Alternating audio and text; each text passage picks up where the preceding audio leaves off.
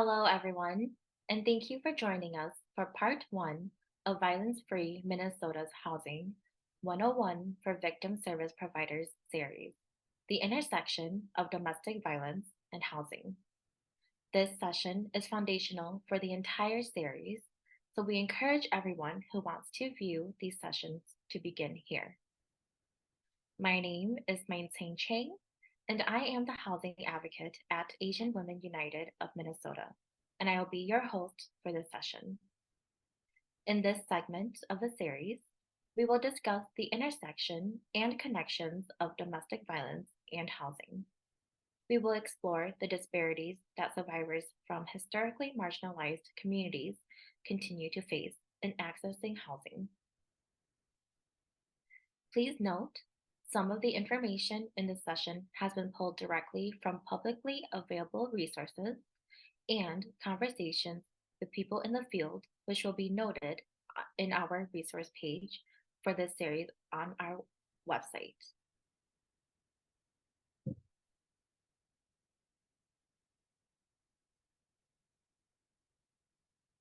Domestic violence and housing instability are closely intertwined. Housing instability and the lack of accessibility to safe housing increases the risk of violence to survivors.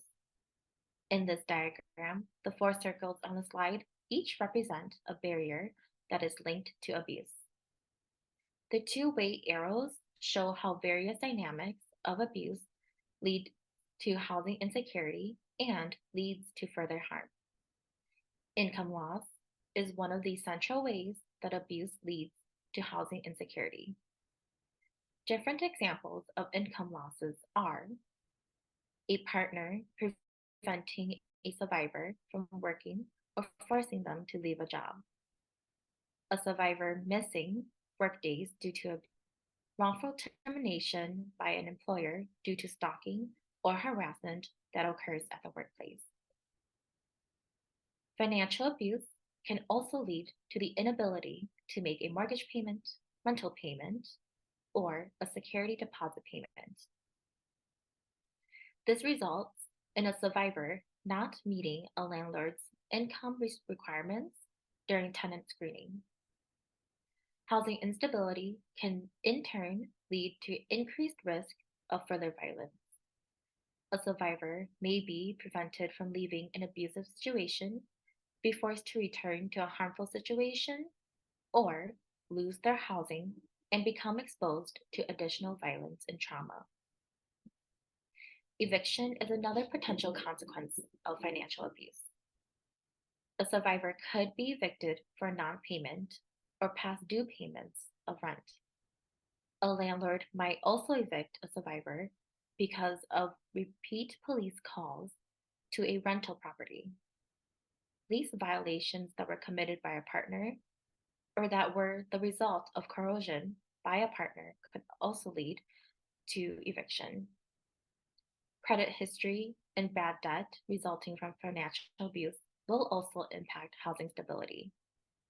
For example, an abusive partner may run up debts in the survivor's name, creating financial loss for the survivor and affecting their credit score, causing the survivor to not qualify for housing. Finally, there are many ways in which a survivor might end up with a criminal record resulting from abuse. For example, a survivor might have been arrested or even convicted as a result of protecting themselves from abuse.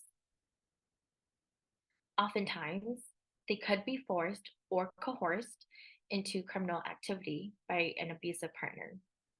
A criminal record can result in eviction or prevent a survivor from passing a background check when trying to access housing. Many of these constitute illegal discriminatory practices, may be barred by statute, including the Violence Act Against Women Act, or VAWA. Although there are legal protections for survivors, a survivor may not be able to access these protections without legal help.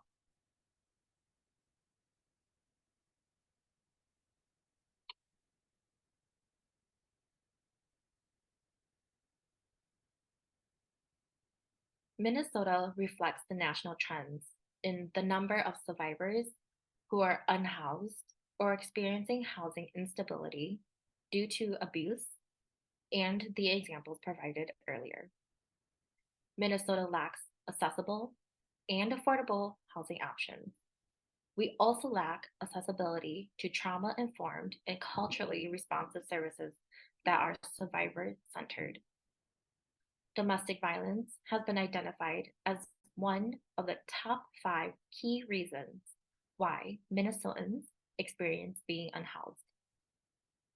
On any given night in Minnesota, thousands of survivors are unhoused as a result of leaving an abusive situation or are trying to leave an abusive situation but cannot find housing. Many of you are aware of the annual point in time or the PIT count conducted by the Department of Housing and Urban Development, also known as HUD. This count is an attempt to determine how many people are without housing in the US on a particular night. In 2020, the PIT count identified 942 survivors in Minnesota who had left an abusive situation and were unhoused, either living in shelter or were unsheltered. In the same year, Violence Free Minnesota conducted a supplemental study on the same evening of the PIT count that identified approximately 1,515 additional survivors who had left an abusive situation or were trying to leave an abusive situation and did not have access to the shelter or another housing option.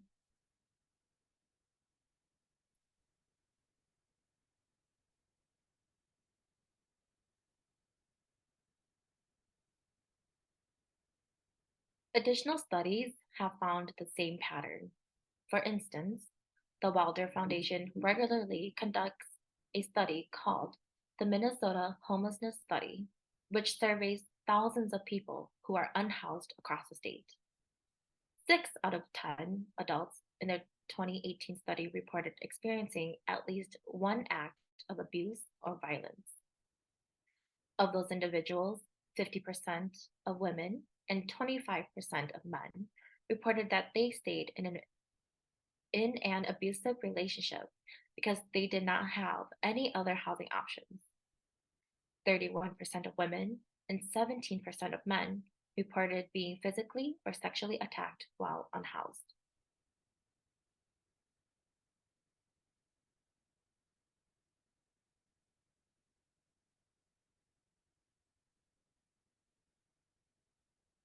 Houselessness and housing instability disproportionately impact survivors of domestic violence from historically marginalized communities. The history of oppression, racism, and fixed discrimination in housing systems has a deep impact on housing access for survivors of the BIPOC community. Housing displacement, exclusion from home ownership programs, and the illegal of seizing of land, amongst many other oppressive housing practices from history, still exist today. In Minnesota, more than 37% of adults who are unhoused identify as African American, but only 7% of adults in the overall Minnesota population identify as African American. Similarly, 12% of the unhoused adult population identifies as American Indian, while only 1% of the Minnesota adult population identifies as American Indian. That number does not include an additional 1,138 unhoused adults who the study counted on 6 American Indian reservations that share geography with Minnesota. The rate of houselessness in Minnesota is more pronounced among the BIPOC community. For example, the Garden of Truth by Minnesota Indian Women's Sexual Assault Coalition interviewed 105 Native women who had experienced various forms of sex trafficking, found that 98% of the women were currently or has a history of being unhoused, in shelter, In 2019, shelters providers served 7,726 of the BIPOC community.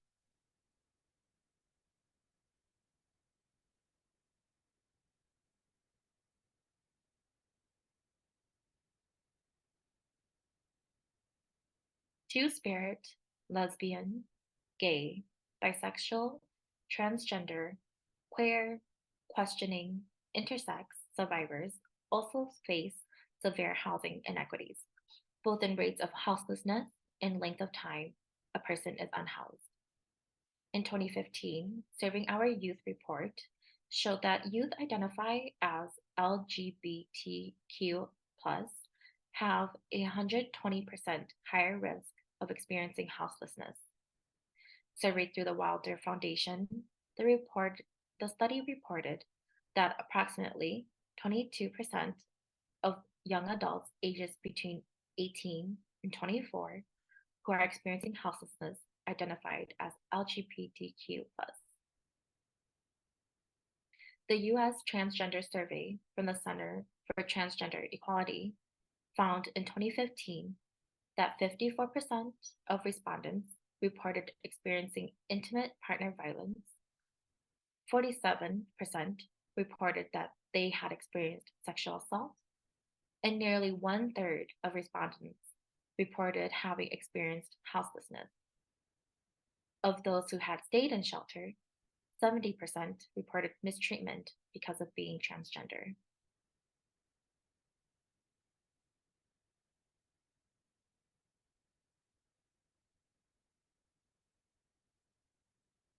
Immigrant survivors also face housing inequity. Nearly 40% of immigrant households in the Twin Cities area pay more than 30% of their income on housing. Not all immigrant survivors are in similar situations. Some face more barriers to housing access than others, depending largely on their legal status and even illegal discrimination. For example, survivors who do not hold a U.S. citizenship or are undocumented may encounter additional housing barriers. Access to some housing programs is extremely limited or even for those survivors. Survive some types of temporary immigration status in the U.S. or are undocumented cannot obtain work permits or social security numbers because their partners are withholding their documents from the survivors. Survivors with little to no English language proficiency lack the access to language services. Many survivors also arrive to the United States with no familial support or are isolated by their partner. The lack of culturally specific shelter and housing programs are a barrier as well. For some, working with non-culturally specific programs can be isolating or re-traumatizing, thus preventing them from accessing local shelters or programs. Furthermore, immigrant survivors might experience discrimination from landlords. A landlord might take advantage of someone's limited English proficiency or the lack of understanding of housing laws in the United States.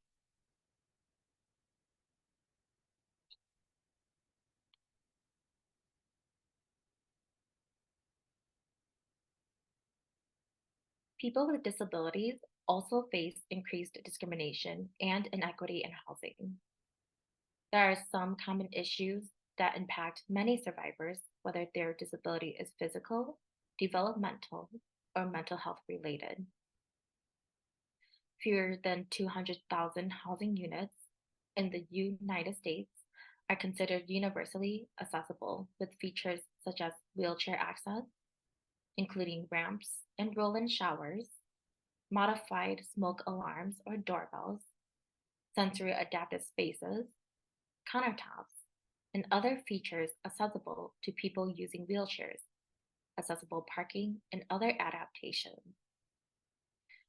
Some survivors with disabilities are isolated by their partner or prevented from leaving their home to access services. For instance, if a program does not provide appropriate transportation options, interpretation options, or have sensory adapted spaces, it may be not accessible to survivors with disabilities. Additionally, survivors with mental health or behavioral health related disabilities may find that their behavior is misread or misunderstood as aggressive or non-compliant with housing or shelter rules, sometimes resulting in that survivor being inappropriately turned away or being asked to leave. Complaints of disability-related discrimination are the most common complaints filed with the Department of Housing and Urban Development, or HUD. For example, enforcing no pets policy for a person with a disability, using a service animal, refusing to make reasonable accommodations as required by law, or refusing to show or rent a particular unit are common complaints.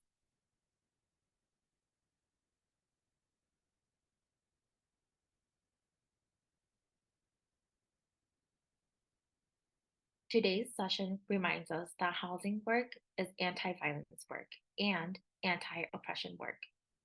Victim service providers are uniquely positioned to educate housing providers and program administrators about specific needs of survivors and to inform policy decisions. This series will explore the many ways that VSPs can engage in this work and benefits of doing so. This also serves as a reminder to those who work directly with survivors. Do not be quick to overlook a survivor seeking services as a housing issue. When we understand how closely linked houselessness and violence are, we are also able to understand that many survivors are at best standing on the edge of houselessness all the time until they are able to obtain sustainable, house, safe, and affordable housing. The next 7 sessions will take a deeper dive into the complex housing mechanism that governs access to affordable housing. Having a deeper understanding of housing systems helps us navigate them as they are today and helps guide us in our efforts to change and reimagine them.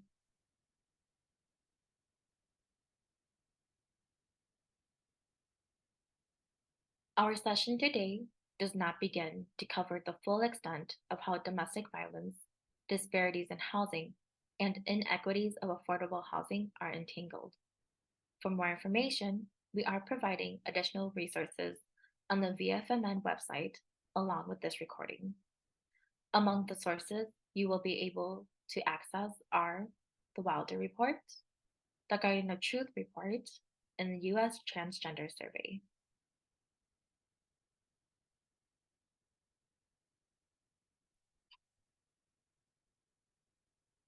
Thanks to the many people who took time to review and comment on the series.